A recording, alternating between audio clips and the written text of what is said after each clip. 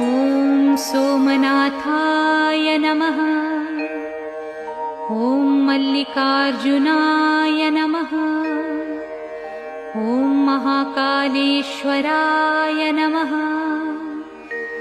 ॐ ओंकारेश्वराय नमः। ॐ वैद्यनाथाय नमः। ॐ भीमशंकराय नमः। ॐ रामेश्वराय नमः।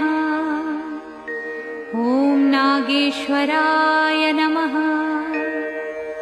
ॐ विश्वेश्वराय नमः।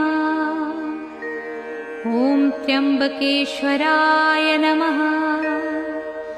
ॐ केदारेश्वराय नमः। ॐ भुस्मेश्वराय नमः।